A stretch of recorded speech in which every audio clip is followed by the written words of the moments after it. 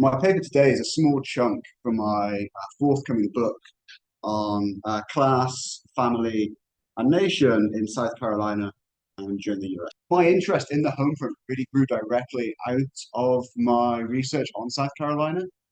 Um, After all, South Carolina, and particularly its upcountry region, and I'll say a little bit more about that shortly, and that's going to really be central to my book, central to my talk today. Like I said, South Carolina, particularly its upcountry section, was about as much of a home front that existed in the Confederacy. Um, I think lived a rather charmed life in terms of federal invasion and occupation and incursion. So I'm happy to elaborate upon that and talk a bit more broadly, I guess, about the battlefield home front divide during the Q&A. More than happy to elaborate on some of that.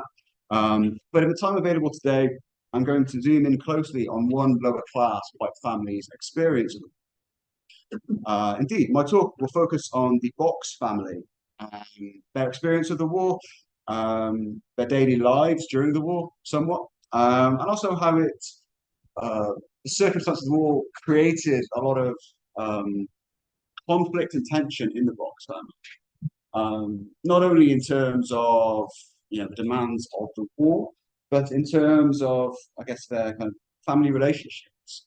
It really did put the family under a lot of strain. Like I said, not just because the, uh, the patriarch of the family was absent and so on, but yeah, because of pre-existing relationships. But we'll go into that more shortly.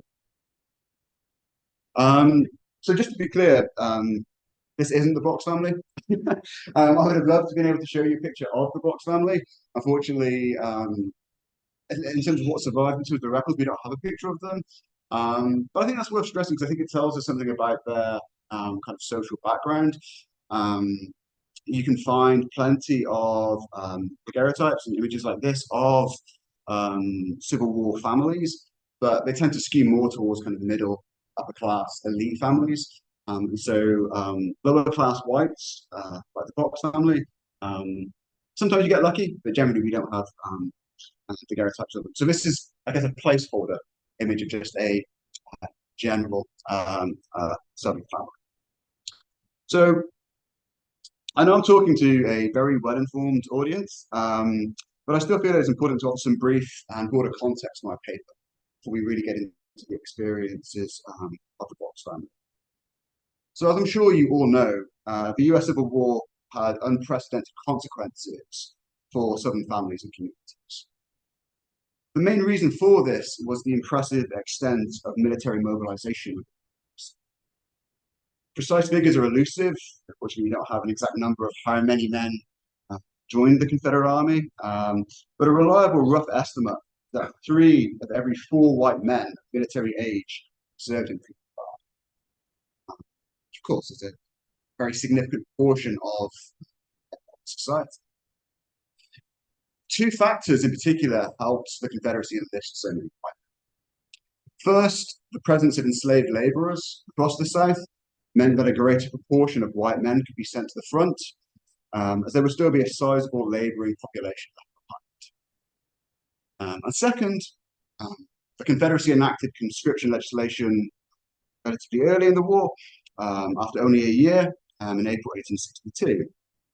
This act required that white men between the ages of 18 and 35 serve militarily, unless they were exempt. I'm not going to go into the kind of the nitty-gritty of the law, the exemptions, I'll spare you. But the key point that I want to emphasize is that as the Confederacy tried to trade blows with an opponent that was better resourced in terms of men and material, it was compelled to, at various points, expand those age brackets of conscription. And so by the war's final stages, it was men between 17 to 50 who were liable for Confederate military service. And even those outside of those age brackets might be subject to local militia service or some kind of state duty. So the Confederacy really did draw an impressive number of men to its armed forces. And the obvious corollary of this is that this altered life on the home front profoundly, as one would expect. White women found themselves forced to take on an array of responsibilities that had traditionally been thought of as male, And many white women struggled under the weight.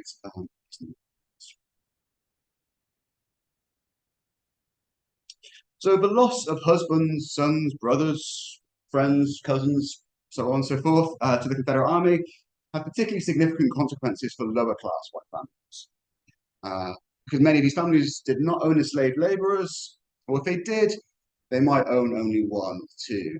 And of course, the way an agricultural operation might work if you had, say, two enslaved laborers compared to 200 enslaved laborers is obviously going to be significant. And so the reason the war had such profound consequences to these families is because they lost not only husbands, fathers, brothers, so on and so forth, they lost effectively a vital source of agricultural labor. But it goes beyond that. They didn't just lose agricultural labor. As more and more white men were drawn into the Confederate Army, these households, these families, also lost agricultural expertise. Having managed their farms or assisted their fathers in such efforts, white men understood the rhythms of agricultural life. Certainly, to a greater extent, they understood when to plant and harvest certain crops, when to slaughter livestock, etc., etc. And those might seem like, perhaps to us in our age of, supermarkets and convenience, like incredibly small things. These were incredibly significant things in the overwhelmingly rural Confederacy. And soldiers, yeoman soldiers, lower class soldiers, did try to provide this kind of guidance from afar. If you look at letters written by these men, they were often dedicate significant portions of those letters to, you need to do X and Y at this point. They're kind of trying to manage affairs from afar. But this was, of course, a poor substitute for actual hands-on assistance and expertise. The Confederacy was not known for an efficient mail service. So that kind of advice, if it arrives 2 weeks later, is probably not especially helpful. So yeah, there was this kind of loss of both labor and expertise. And let me be clear, I'm not suggesting that lower class white women were clueless about such matters. Many of them had played an important role in ensuring that their households got by. Some of them would have worked in the fields. But before the war, generally speaking, they generally focused on domestic production and were usually inexperienced in the management, oversight. So, to be clear, women might tend a garden, they might engage in weaving, might even do some work in the fields, but they weren't managing and directing the overall production of the farm. And of course, the war changed this for a good number of families. So far, so conventional. Indeed, there's little in what I just said that would surprise anyone here today. But a close examination of the experience of the Box family does, I think, force us to rethink this conventional story of the Confederate. Rethink certain elements of what we think we know about life on the home front during the Civil War. So momentarily I'll take a deep dive into the experience of the Box family, but I want to very quickly outline my broader take-home messages. Basically, why do I think this is important? That kind of classic "who cares" question. This is why I think you should care. So the first point I would emphasize is that historians, including some of the finest gender historians of the Civil War, have, in my opinion, erred in suggesting that the Confederate home front quickly became a world of femininity. Indeed, there's been a tendency of work on women in the Civil War South to emphasize the abrupt absence of men, as though suddenly there were, it's gone from 0 to 100, so to speak. It's kind of suddenly men are everywhere, life is like normal, and suddenly men are nowhere, and they're all gone to the eye. Let me be clear, we shouldn't gloss over the gender imbalance caused by the Civil War, the demands of the Confederacy for military manpower. We shouldn't underestimate the additional burdens, the challenges this brought for women. But I think for substantial periods of the war, this idea of the home front as being completely sapped of men doesn't ring wholly true. So furloughs, exemptions, discharges, all of these things meant that some military age men were at home, at least periodically. Of course, some of those things would be curtailed later in the war.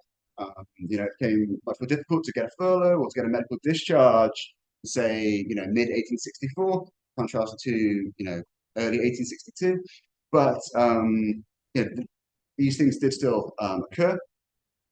And as the Box family correspondence reveals, men who were too old for military service played an important role in the functioning of wartime communities. So I guess the point what I'm trying to make is that there was a permeability between home front and battlefront. And the white male population ebbed and flowed, depending on time, place, and individual circumstances. It wasn't just as simple as conscription is passed or the men are gone. There was more nuance going on there.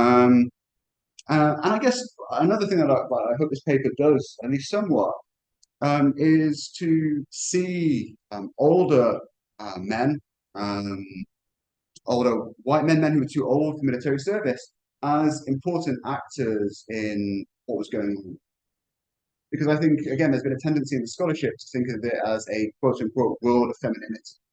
The men were gone, but like I said, these older men remained, and actually, in some cases, like the case we're going to talk about today, would come to play a really important role. So that's key point number one. Key point number two is that this presence of older men, the fact that there were older men at home, did not always equate to social or familial stability. I think it's tempting at first glance to see these men as kind of protecting the social order, and of course, some of them did that. But in other cases, they posed tricky questions about gender and about family power. So, if we take a household, the household head is enlisted in the army. Did the influence of white men from outside that household take precedence over that of its wife and mother?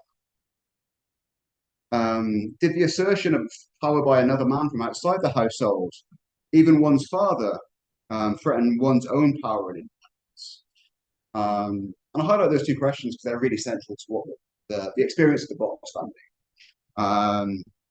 And so my analysis tries to refine and broaden the work of historians who have emphasized the ambiguous consequences of the war on gender relations. So George C. Rabel, historian I'm sure some of you are familiar with, he wrote that the war created change without change for Southern women.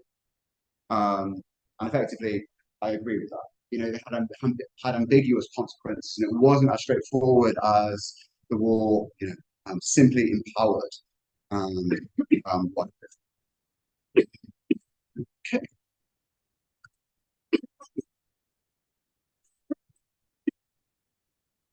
So enough prefacing. Let's now turn our attention to the Fox family.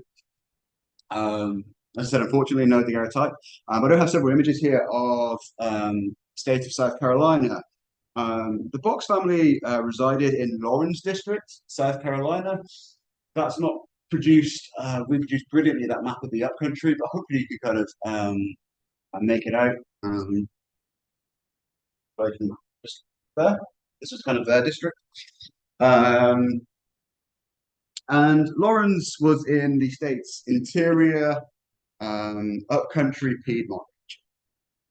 I'm going to refer to it as the upcountry today, because I think God might correct me. I think that's how most South Carolinians would refer to it. And Lawrence, like virtually all of South Carolina, was heavily agricultural and highly reliant on slavery. So the district had a black majority in 1860, so a great portion of its population were black than white. Almost exactly 44% of the district's population were white, and roughly 50% of white families owned enslaved laborers. So, needless to say, slavery was central to local society and economy. And many whites, whether they were enslavers or not, whether they owned enslaved people or not, would have felt strongly invested in the institution. As I touched upon briefly before, during the Civil War, Lawrence district and pretty much the entire upcountry would avoid the dreaded specter of enemy invasion. So even when Sherman enters the state in early 1865, he takes a northward route to Columbia, and then kind of proceeds in a northeasterly direction. So some parts of the upcountry kind of caught up in it a little bit, but much of it avoids kind of invasion. And again, whilst federal forces had established a foothold in South Carolina's coastal zone early in the war, that was never really used to launch raids into the interior of the state. Again, I'm telling you something, but just to make it clear. So Lawrence, places like Lawrence, as I mentioned before, were about as much of a genuine home front as the Confederacy had. Circumstances which meant that local residents did not have to encounter belligerent armies, and the institution of slavery remained relatively stable. It came under certain challenges, but compared to certainly the lower parts of the state, the institution is relatively stable. This is important, I think, because for people like the Boxers, families in places like Lawrence, the struggle to make ends meet was in some important ways the quote-unquote real war for these lower class white families. They were insulated from some of those more disruptive, maybe why say dramatic consequences of civil war. So this our consideration of the Box family is going to largely focus on three members of the family. Who you can see this is a kind of a snapshot from the 1860 federal census. So you see the household head at this time is Joseph Box.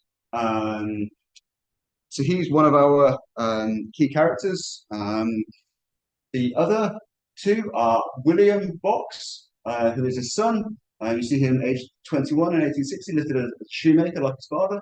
And William's wife, Margaret, who is listed just below him.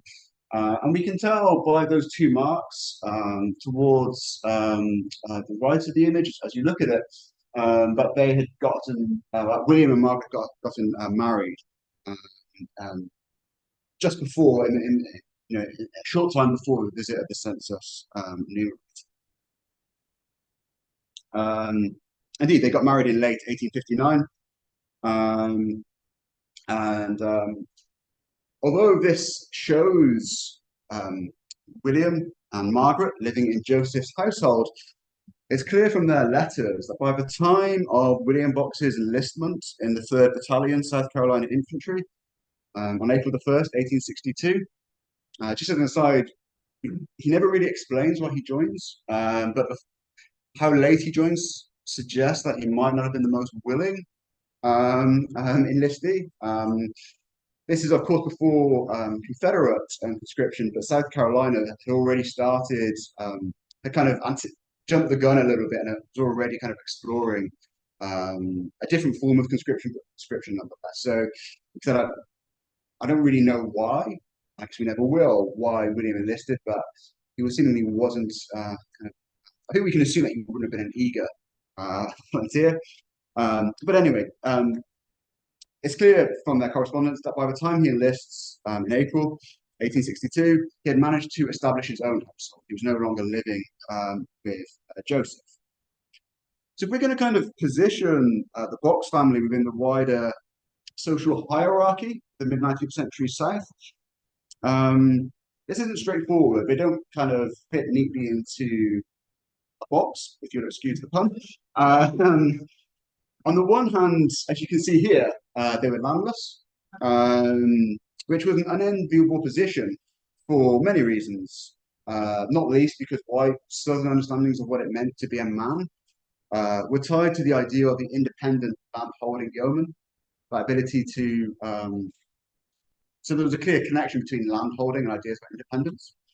But on the other hand, William and his father, as you can see, were both listed as shoemakers, a craft they doubtless combined with agricultural production.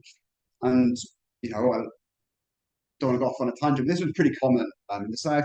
If you find people listed in the census as, even kind of more middle class occupations like physician, you know, they're likely combining that with some kind of agricultural production as well. Just, I guess, a symptom of how deeply agricultural the South and especially South Carolina is. The point I'm trying to make here is that as artisans, the Box family were not of the same standing as kind of landless farm laborers or itinerant poor whites, people who might go from community to community, might work, for 6 to 12 months here, then move somewhere else. And so I think the family is probably best conceived of as being definitely lower class, but with greater potential for higher earnings and social mobility than some of their neighbors because of this skilled labor. Joseph Box's personal estate was valued at $500, as you can see here, which was not an insignificant sum at this time. I think this reflects this. And as I'll explain a little bit as the talk goes on, the fact that William Box is a shoemaker, he has this kind of artisanal craft, does make his experience of the Civil War quite distinctive. He's not a kind of typical, there is such a thing, Civil War soldier. But I'll plant that seed and revisit that in a little while. So, shortly after he had enlisted in the army in April 1862, and again, I guess this brings us back to the fact that he's probably not a eager enlistee. William Box grieved over his separation from his family and reckoned with his own mortality. He explained the longer quote is on the PowerPoint, but he wanted to ensure he wanted his wife to ensure that he was buried where she wished to be buried, so that they could be together in death as in life. It's clearly William is struggling at first with the separation, and so was Margaret. She, in her letters, wrote about struggling emotionally with her husband's absence. She complained of loneliness and lamented how lonesome she was, and that she had nobody to speak to except their daughter, Rachel Llewellyn.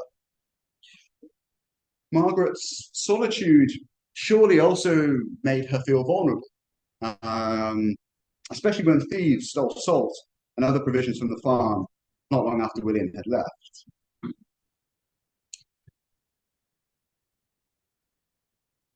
So in terms of the farm, agriculturally, things continue to tick along. It seems as though to help in his absence, William Box got a man named Bill Gaines to labor on the farm. But Bill Gaines quit in early June 1862. Gaines had wanted to attend a house raising. These events often served as effectively festive communal gatherings. Other events were similar to this, things like corn shuckings. They served the needs of the community in some way, but also as a chance to get together, enjoy often potent libations. These were kind of simultaneously communal events, both in the sense of they were aiding the community by constructing a house, but also in terms of drinking, eating, fighting, all those kind of things. So Gaines wanted to attend the house raising, but Margaret had forbidden him from doing so. So William wrote to his wife approvingly. He said, "You've done just right," and suggested that she should have got some other local women to help give Bill Gaines a whipping. Her word, not mine. Margaret and William suspected Gaines might have had something to do with another incident of theft, this time involving the farm's chickens. They'd gone, and Gaines, didn't have the best alibi, shall we say. And this perhaps explains why she prevented him, or tried to prevent him from attending the house race. So what do we know about Bill Gaines? Unfortunately, not a lot. The 1860 census listed a 46-year-old modest farmer named William Gaines who lived in their kind of neighborhood. But we don't know for sure if this is the Bill Gaines. I mean, his age would help us explain why he wasn't in the army at this time, but we just can't be sure. What I do think we can be more sure about, though, is that his sense of masculine pride played an important role in his decision to quit. Prior to the Civil War, it was certainly not unheard of for relations between agricultural employers and white laborers to be tempestuous. White Southern men uh, um, could be tetchy, yeah, even outright aggressive if they felt as though they were being lorded over by their wealthier neighbors. But given that Bill Gaines and the Box family were likely in a kind of similar place in the social hierarchy, I don't think this gets us very far in attempting trying to make sense of what happened here. And so, what I think is most likely is that the decision of Bill Gaines to abruptly quit was a product of these kind of gendered ambiguities that came out of the removal of significant numbers of white men from home. What I mean by that is Margaret Box, as the household head in her husband's absence, surely expected to be able to command the farm's labour as she saw fit. But on the other hand, Gaines lived in a society that emphasized white male mastery, white male dominance over their inferiors in terms of both race and gender. And so what I suspect is most likely is that Gaines, the laborer, took offense at being dictated to by a woman and walked off, terminated their agreement. And it's interesting how William responds to this.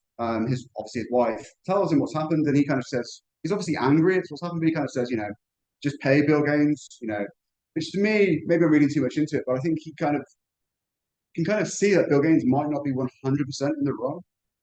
But to be kind of dictated to by a woman, might he might have acted similar had he been in Gaines' situation.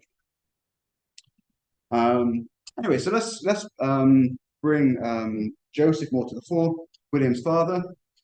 During the spring of 1862, so in this period after William's initial enlistment, after he just joined the army, Joseph visited and received visits from his daughter-in-law Margaret and his grandchild.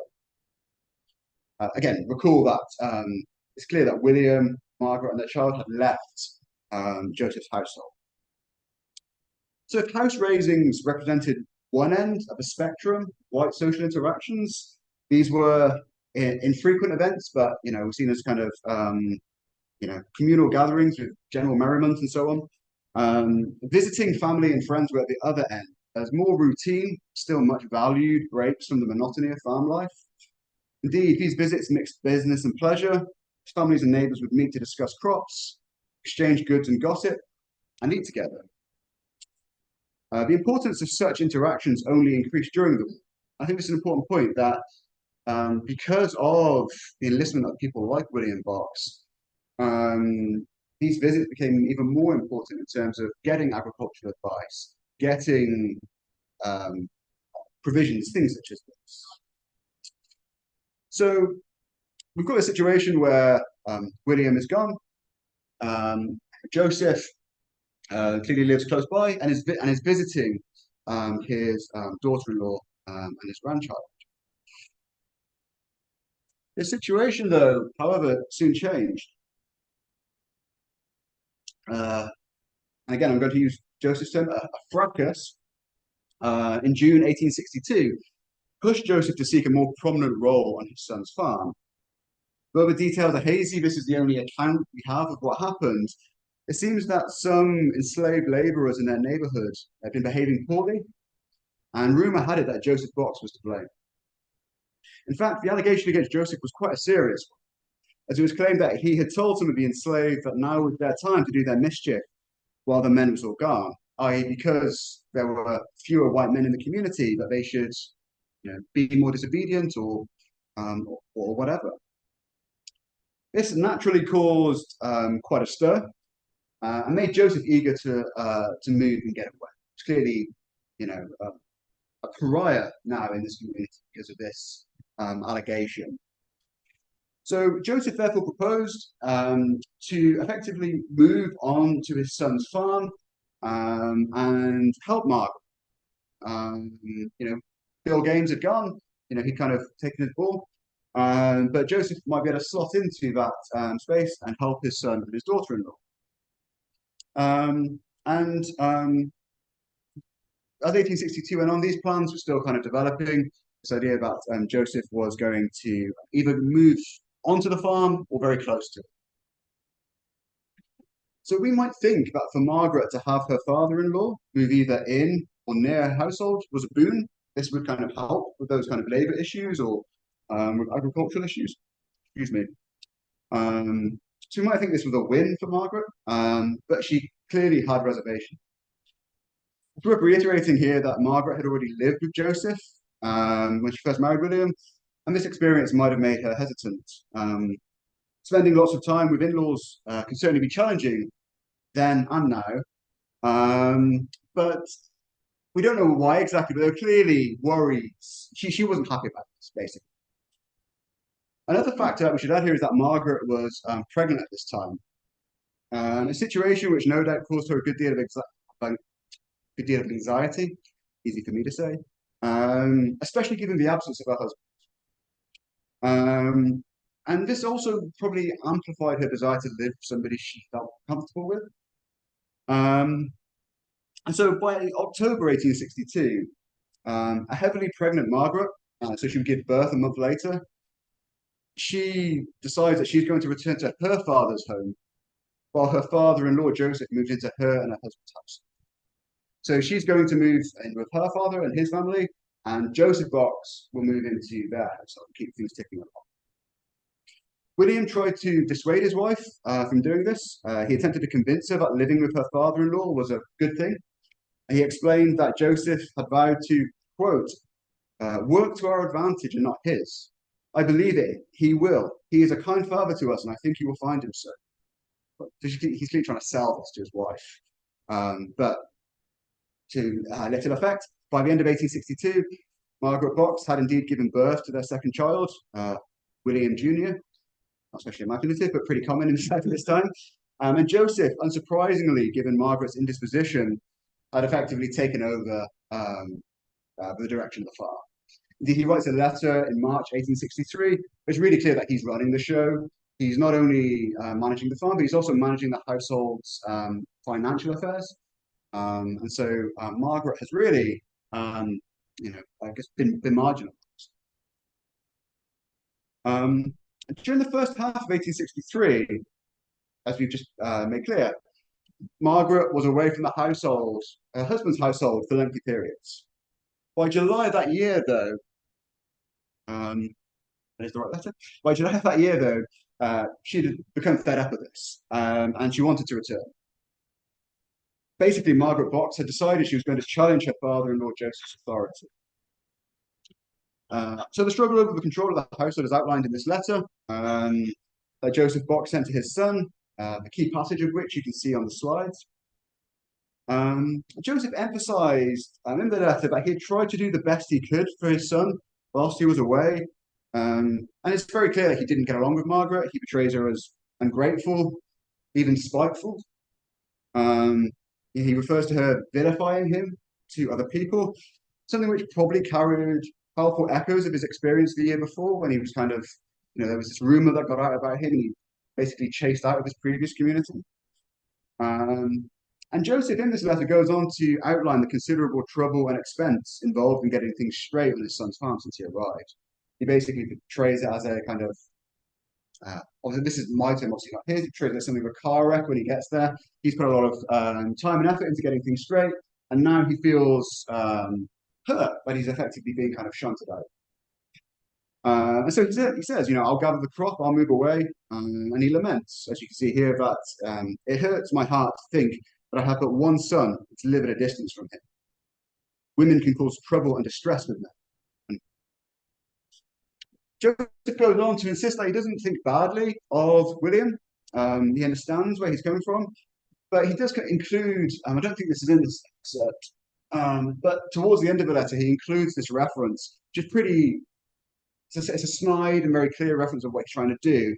He refers to the governor of South Carolina's recent call for men from the militia between the ages of 40 and 45 to give 6 months of state service. A call which Joseph would have been exempt from because he was only 60 at this time. It's a very kind of unsubtle dig of, it's going to be even harder to find somebody else to help out, especially now that Margaret had so evidently antagonized her father.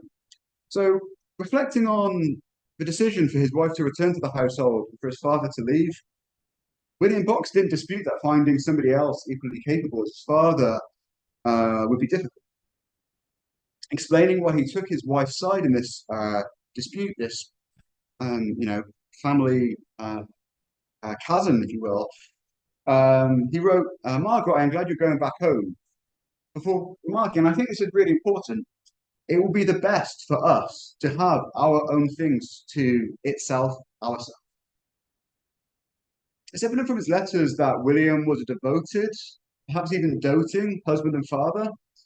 But as I think that final section of the quote suggests, where he says it's best for us to have our own things to ourselves, I think he was concerned about Joseph's efforts to ensconce himself in his household. And I think it's interesting. One of the previous letters makes it clear, but it's clear in other letters. Joseph always stresses in his letters to his son that he was working for William's benefit, not his own. This is good for you. This is good for Margaret. This isn't good for me. And I also think he's trying to labour this point because he wants to be seen to be acting out of parental benevolence rather than economic opportunism, which I think there definitely is an element going on. And so I think William and Margaret's concerns about Joseph's intentions must have deepened when he seemed intent on taking up a deeper role, a deeper root in the household. And so, yeah, William told his father, as he says here, I wanted him to make some other arrangements. I wanted you to go back home and take charge of our things yourself. I expect it will disappoint the old man, but I can't help it, for I'd rather you was there than him. And I would be better satisfied for you to be with our own things, so let him say what he will. I'm just going to kind of pause just for a brief moment, because I think William's description of Joseph as quote unquote the old man here it's quite interesting.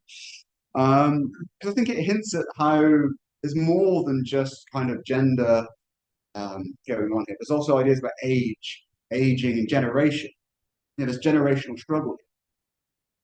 I think the term old man, as deployed by William, is double-edged. I think it evinces an element of affection toward his father. He also viewed him as kind of a marginal, kind of passive figure. Let me be clear, this isn't a pejorative term, even by the standards of the mid-19th century.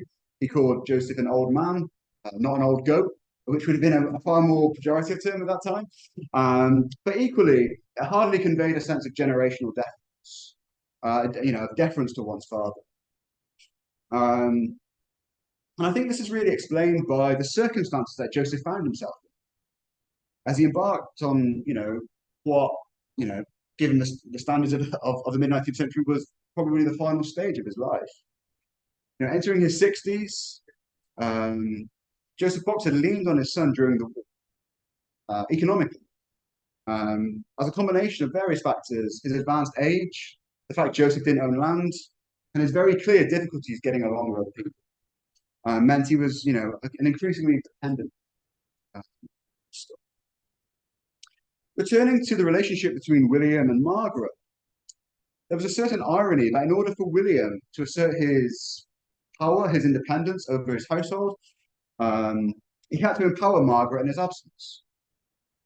Margaret Box would indeed run the farm for the remainder of the war. She struggled with these predicted labor shortages, though she did manage at times to get assistance from other white men, including her father. Again, emphasizing I mentioned that because I think it comes back to this. This wasn't just a war of femininity. There were these older men who by kind of 1864 and spread increasingly thin, they could still help out, families in this situation. And it must also be noted, as I mentioned earlier, William Box is not a quote-unquote typical Confederate soldier. He did not encounter the same financial struggles that other lower-class whites did during the war. Your ordinary quote-unquote Confederate soldier struggled with static pay and escalating prices for a variety of essential goods. But William didn't in the same way.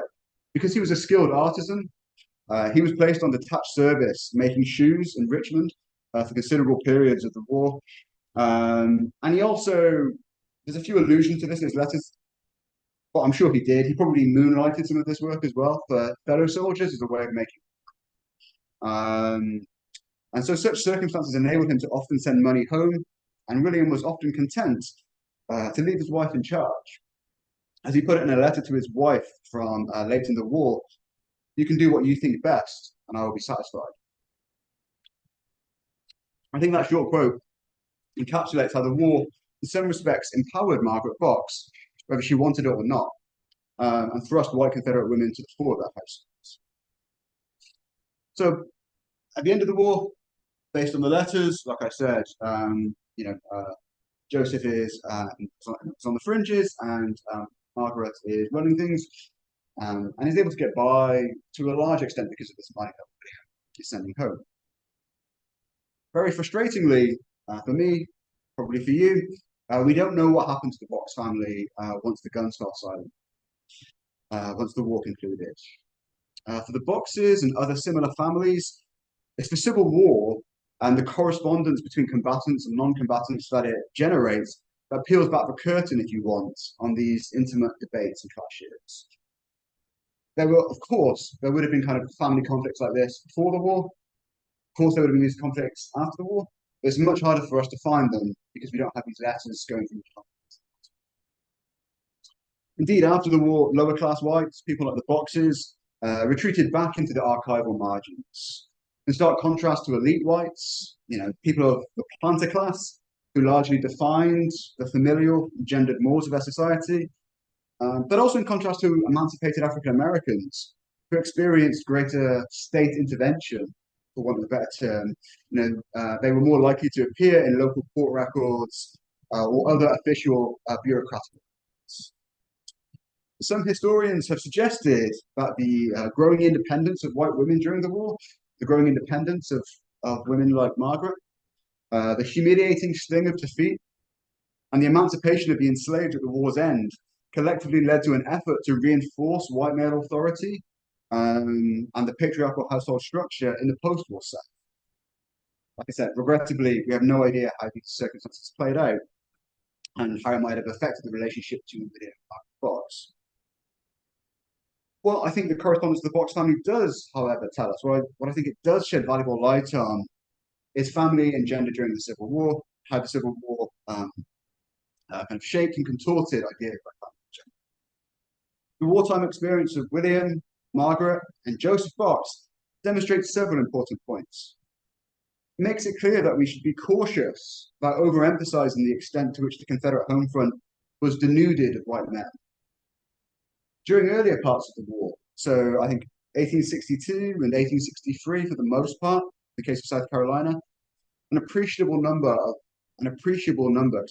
men remained, most notably and influentially those who were too old for military service.